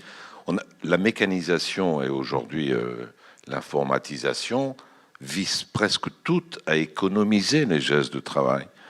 Ce qui, entre parenthèses, provoque par ailleurs d'autres types de pathologies ou de maladies osseuses ou arthrosiques ou ce que tu veux. À force de jouer avec la souris, on se trouve... voilà. Mais pour le traduire en termes, disons, philosophiques, je crois que la matrice de la question de la fatigue, c'est que, contrairement aux dieux grecs que citait tout à l'heure Eric, qui ne sont que actes, purs actes, nous sommes des êtres en puissance. Et on a devant nous, effectivement, donc, le besoin de faire. C'est-à-dire, nous, on n'a pas des statues qui tombent du ciel, on a du marbre. Et donc, il faut que la main et le corps travaillent le marbre pour transformer ce qui est en puissance en acte. Si tout était en acte, il n'y aurait aucune fatigue nulle part. C'est pour ça que ma petite hypothèse, c'est que l'origine de la fatigue, elle est historico-géographique. Elle est historique parce que la fatigue est liée à la temporalité. Parce qu'il faut le temps de faire la statue, ou de scier le bois, ou de faire la chaise. Et pourquoi la géographie? Parce qu'il n'y aurait point de fatigue, comme dirait Eric, s'il n'y avait pas la distance à parcourir. C'est parce que la chaise, elle est à 4 mètres, et si je dois aller la chercher, je dois parcourir à 4 mètres. Parce que la route, elle est pentue, et si je dois aller en haut chercher mon lait, ben, je vais être fatigué. Donc, s'il n'y avait ni monde, ni être, il n'y aurait pas de fatigue. C'est pour ça que la fatigue, elle est inhérente à ce que l'homme est. Donc, mais je suis complètement d'accord. Non, elle est consubstantiellement liée à l'existence humaine. Mais je pense qu'il faut ajouter, et ça me paraît très important, ce qui a changé également concernant les problèmes techniques, ce qui a changé dans la période moderne. Il me semble que nous sommes passés de ce que j'appellerais un gestuel d'effort à un gestuel de contrôle. Et ce gestuel de contrôle, il entraîne précisément des dépenses. Alors, on le voit très bien, moi j'avais travaillé ça et ça m'avait absolument passionné, on le voit très bien comment émergent de nouvelles fatigues lorsque se posent de manière frontale des questions de conduite. Par exemple, conduire un camion pour aller livrer, passer la nuit, etc. Ou encore Lindbergh qui traverse l'Atlantique et qui analyse heure après heure ce qu'il éprouve. Mais c'est un travail de contrôle qu'il fait. C'est pas du tout un travail de dépense physique. Il casse pas du bois, il perce pas les marbres, etc. Mais c'est ça qui me paraît original aujourd'hui. C'est-à-dire que le gestuel d'effort est un gestuel de dépense extraordinairement varié, dont, par exemple, combien d'informations suis-je en mesure de gérer face à l'écran de micro-ordinateur? Tu vois? Et ça complique considérablement et ça renvoie, du coup, à quelque chose qui est mental. Et la charge mentale, c'est au bout du compte ce genre de problème qui est mis en jeu. Mais moi, je voulais aller plus précisément. Aujourd'hui, on tente par tous les moyens de t'éviter les gestes d'effort. Je sais pas, dans la conduite de voiture.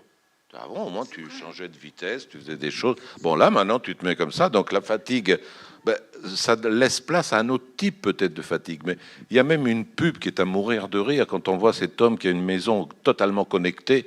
Donc, il n'a plus rien à faire, ni ouvrir la porte du garage, ni ouvrir les portes, ni allumer les lumières, ni mettre le poulet dans le four, rien. Lui, il balade et tout est connecté, ça se fait tout seul.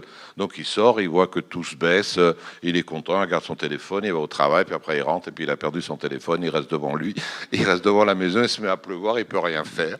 Et donc, le fait de rien faire crée effectivement des situations cocasses, parce que le fait de réduire nos gestes de travail augmente les gestes producteurs d'une mauvaise fatigue toxique. Je suis complètement d'accord. Qui est celle, et peut-être qu'on peut aborder aussi le problème, qui est celle des enfants devant les écrans. Bien sûr. Parce que la fatigue chez l'enfant, elle est très particulière. D'ailleurs, les parents... Ce que je disais tout à l'heure. Tu confirmes sur le problème de l'information, oui, tout à fait, oui, auquel l'enfant est confronté. Mais parce que je suis complètement d'accord là-dessus. Évidemment, toute l'histoire, on le voit bien. Picard, qui dirige l'exposition universelle de 1900.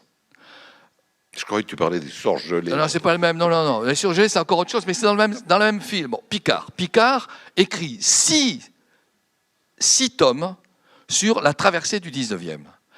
Quand on lit ces 6 tomes, on a l'impression que le 19e siècle, c'est fait pour l'allègement. C'est fait. Les mines, vous avez maintenant des systèmes au fond de pompe qui vous évitent à sortir l'eau avec des seaux. Les mines, c'est le fait que ça vous remonte avec des ascenseurs. Vous avez des machines à vapeur qui vous permettent d'attaquer comment dit-on, la houille, etc. Puis on peut continuer, le bateau à vapeur, etc. Donc Picard, c'est magnifique, parce que vous lisez ces 6 tomes et vous avez l'impression que nous rentrons enfin dans un monde qui s'est totalement allégé. On peut continuer. Tu as tout à fait raison sur le fait que le contrôle, c'est aussi un secteur qui va de plus en plus s'alléger. Mais continuons. Si nous travaillons sur nos instruments, ceux-là, par exemple, que je sors de ma poche avec difficulté parce que je l'ai enfoui complètement, je le sors. Qu'est-ce que c'est ça? C'est un appel. C'est une nécessité de répondre. Tu vois, nous continuons à exister, quoi qu'il en soit, pour des raisons relationnelles, pour des raisons techniques, nous continuons d'exister dans des exigences de contrôle. Alors moi, je pensais à une phrase de Jean Kilevitch, après, là, comme ça, Eric pourra intervenir, parce que c'est qu'il l'aime autant que moi. lorsque Jean Cahuille dit que l'ennui, c'est l'incapacité de répondre aux sollicitations du monde. Parce que moi, je suis là, je m'ennuie. Pourquoi? Mais en fait, il suffirait que j'allume la radio, que je regarde un film, que je lise un livre, et je serais... Alors que peut-être que la fatigue, aujourd'hui, c'est la tentative ou la pulsion qui veut que je réponde à toutes les sollicitations, y compris les plus débiles, quoi. Parce que combien de fois on regarde nos notifications sur le téléphone, dont il y a 5, 6, 7 fois les mêmes, et on les lit toutes, et je ne parle que de cette sollicitation la plus évidente, mais il y en a tellement d'autres. Mais c'est très juste, parce que le moi est de plus en plus important. C'est très juste, le moi est de plus en plus important, donc il faut qu'il existe, qu'il réponde, qu'il soit là, etc. C'est ça, à mon avis, une des raisons. Je ne dis pas c'est la seule, hein. Mais il y a quand même cette idée derrière, quoi. Moi, j'appelle ça comme la bulle. C'est une bulle psychologique qui fait exister de plus en plus d'exigences, d'intériorité, qui se compliquent, conflits, traumas, etc. Tu vois, et sinon, je pense qu'on échappe. Enfin, ça nous échappe, alors que c'est ça qui est au cœur de ce qu'on pourrait appeler. Eric, est-ce que... Je vais chercher mon téléphone pour vous faire rire. Bon alors, vas-y, prends ton temps. La pénibilité, par exemple, c'est comment prendre en compte le trauma. Ben voilà. Mais attends, là, il a une surprise. Ah oui. En effet, regarde, tout le monde rit quand même. Bravo. Parce que justement, si la vie intérieure, c'est là où il n'y a pas le téléphone, j'ai longtemps résisté, je n'en voulais pas. Et puis j'ai été obligé d'en avoir parce que ma très proche a eu des problèmes de santé, donc il fallait que qu'elle fût joignable. Bon. Mais là-dessus, j'ai pas les mails. Et donc, quand je prends le train, parce que je suis sûr, je suis pas plus puissant qu'un autre, après avoir répondu aux textos, aux SMS, je regarderai les mails. Et résultat, je prends le train. En arrivant à Lyon ou à Marseille ou à Bordeaux, ben, j'aurais pas lu une ligne et j'aurais pas écrit une ligne. Donc je crois qu'il y a une résistance possible, mais qui devient de plus en plus difficile dans la mesure où j'ai pris l'avion ce matin. Eh bien, moi, j'imprime mon billet. Et maintenant, je suis pas parmi les ringards absolus. Tout le monde passe avec. Bon, et bientôt, enfin voilà. Bon, passons. C'est pas vous embêter avec ça. C'est une facilité. Mais Eric, je voudrais t'entendre oui. sur la fatigue de l'enfant, si tu as une vision un peu particulière. Parce que quand tu parles, tu as le roseau qui ploie, qui effectivement... est-ce que chez l'enfant, il y a cette même capacité? Parce que la question de la fatigue chez l'enfant, elle est très curieuse. D'abord, on constate que les parents, ou les grands-parents, nous tous, très souvent, nous employons fatigue pour masquer une insuffisante écoute de ce qui se passe chez l'enfant.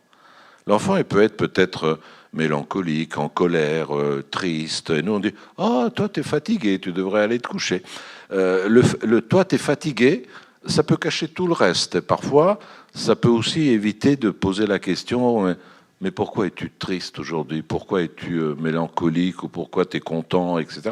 Ou pourquoi tu t'agites ?» Peut-être si on lui posait la question « Pourquoi tu es si agité ?» peut-être qu'il pourrait répondre. Mais on lui dit « Oui, là, tu es un peu fatigué, je vois à tes yeux. » On a cette capacité, nous, bien évidemment, de voir dans les yeux de l'enfant ou des petits-enfants qu'il est fatigué.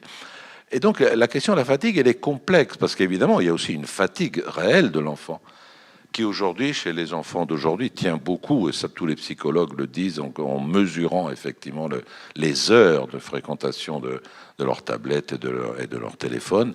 Donc, est-ce qu'il y a une spécificité de la fatigue de l'enfant?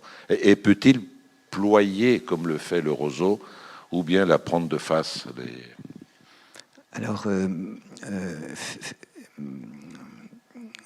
comme disait Lévinas, la spéculation est toujours en retard sur le témoignage.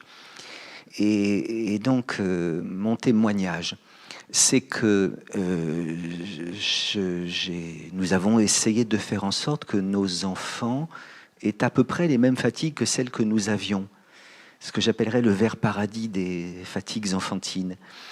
Et pour cela, nous nous sommes ingéniés à laisser loin d'eux, à l'époque c'était les Game Boy, enfin tous ces appareils-là. Nous étions sûrs d'avoir raison, mais nous avons pris le risque de les déconnecter un petit peu de leurs contemporains. Et ils nous l'ont reproché. Par conséquent, alors je vais aller contre toi. Je pense que un peu d'interrogation quant à l'état d'âme de l'enfant, c'est bien. Beaucoup, c'est trop. Je veux dire par là que les enfants alors connaissent ce que j'aime dans l'enfant, c'est justement qu'ils vont au jeu, à la contemplation du monde. Les enfants sont pongiens, disciples de Francis Ponge, c'est le parti pris des choses. Regarder très longtemps une libellule, compter les cailloux, jouer avec un rien, c'est ça peut-être le vert paradis des fatigues enfantines. Et je regrette aujourd'hui que peut-être les enfants trop vite connectés, n'est pas ce genre de choses-là. Il y a à un certain moment, alors en effet, s'endormir, dormir longtemps, ce que nous faisions quand nous étions enfants. Se coucher tôt, se lever tard. Mais quelle chance! Moi, j'ai la nostalgie de cette époque-là, parce que s'endormir, c'est s'enfoncer dans une étrange sphère d'oubli. On ne se couche pas que pour se délester du poids de la fatigue. On se couche aussi pour se délester du poids d'avoir à être soi-même. Et ça fait du bien, parce que être soi-même, c'est fatigant tout de même. En effet, se coucher, c'est s'enfoncer dans cette sphère d'oubli où on ne vit plus la vie à la première personne. Quand on se réveille, en effet, on reprend ses esprits, ça veut dire qu'on les avait perdus. Et je trouve que moi, j'ai la nostalgie de ces fatigues enfantines, de ce monde de l'enfance où, en effet, les enfants étaient encore préservés de cette obligation d'avoir à être soi, cette obligation de la performance. Et en l'occurrence, je m'inquiète dans ce que tu proposais, c'est-à-dire qu'on soit très soucieux de ce que nos enfants éprouvent, peut-être trop, et bien que ça conduise à ce qu'on leur impose des emplois du temps de ministre, enfin. Qu'est-ce que c'est que cette vie d'enfant? Est-ce encore une vie d'enfant, que cette vie où on va du cours de violon au cours de danse, puis ensuite à la gymnastique? Cette peur que les parents ont, que les enfants ne fassent pas assez de choses, eh bien, les empêche d'éprouver le plaisir d'un ennui qui oblige à l'imagination. L'image empêche l'imagination. Et alors, là encore, évitons le geste nostalgique qui consisterait à dire que la vie des enfants était plus belle avant qu'aujourd'hui. Je répète que le geste nostalgique est toujours précédé d'un geste d'idéalisation du passé. C'est pour mieux contempler un présent que nous ne comprenons pas. Nous n'avons pas le droit de reprocher à notre monde notre difficulté de le comprendre. Je prends des arguments contre moi, parce que quand je dis le monde est trop compliqué aujourd'hui, et voilà pourquoi il est fatigant, je dois me demander si c'est pas parce que j'ai l'âge que j'ai du mal à le comprendre. Après avoir pris ces arguments contre moi, je pense pouvoir dire quand même que la subjectivité se formait de manière plus harmonieuse du temps de Marcel Pagnol qu'aujourd'hui. Parce que précisément, il y avait un temps pour la vacuité qui obligeait à l'imagination. Aujourd'hui, ce temps pour la vacuité est moins réel, et les images sont tellement nombreuses qu'elles tarissent peut-être quelque chose comme l'imagination. Donc, j'aimais beaucoup Michel Serres, mais Petite Poussette, et C'était mieux avant, sont des livres où Michel Serres, me semble-t-il, alors c'est des livres magnifiques, c'est toujours bien écrit, mais on dirait qu'il a tellement peur de passer pour un vieux con qu'il passe à côté des mots de son époque. Je ne sais pas si vous avez cette impression-là. Et oui, alors il détruit le avant. Donc c'était mieux avant, c'est une antiphrase. Non, c'était pas mieux avant. Et alors grand-père Ranchon et Petite Poussette. Et alors il dit des choses comme il vaut mieux une tête bien faite que bien pleine, et vive l'ordinateur, oui, Wikipédia, oui, bon. Mais lui a eu la chance d'avoir une tête bien pleine. Je trouve qu'il dessert les jeunes en disant qu'ils vivent une époque qui n'est que formidable. Bon, les critiques à l'endroit de l'époque sont légitimes, et c'est pas parce qu'on critique l'époque qu'on est forcément arrangé dans le camp des réactionnaires qui trouvent que c'était mieux avant. Moi, je disais pas ça, Eric. Je vais te contrarier, ou te contredire plutôt. Parce que d'abord, je voulais simplement signaler que une sorte d'abus de l'utilisation du prétexte fatigue ou de l'étiquette fatigue pour cacher, je vais le dire en autre langage, différents états d'âme qui peuvent exister chez l'enfant, qui ne se résument pas tous à la fatigue. Or, nous, parents, le fait que la fatigue nous apparaît comme très importante. On dit toujours, t'es fatigué, au lieu d'essayer de savoir. Moi, je veux pas qu'ils fassent du cheval, du violon, de l'accordéon, de la gymnastique et du foot le samedi après-midi. Non, ce qui est regrettable aujourd'hui, peut-être ce que constatent les psychologues et les sociologues, c'est une discussion, une conversation unilatérale de l'enfant avec son écran. C'est-à-dire que là, il y a remplacement de la chair vivante de la conversation avec des gamins qui se tapent dans un pré ou qui se courent après, avec une présence qui n'est que virtuelle. Autrement dit, la vulnérabilité de l'enfant, qui pourrait être protégée par son ami, mais l'ami qu'il voit, l'ami qu'il tape, l'ami avec lequel il prend sa douche ou il joue au foot. Alors qu'aujourd'hui, le malheur des enfants, que l'on dit fatigués, a des racines qui sont plus importantes que celles de la fatigue elle-même, à moins qu'on considère que la fatigue est l'être lui-même, comme on le disait au début d'ailleurs, ce qui n'est pas une absurdité non plus. Donc je le disais plutôt en ce sens. D'accord. Merci beaucoup.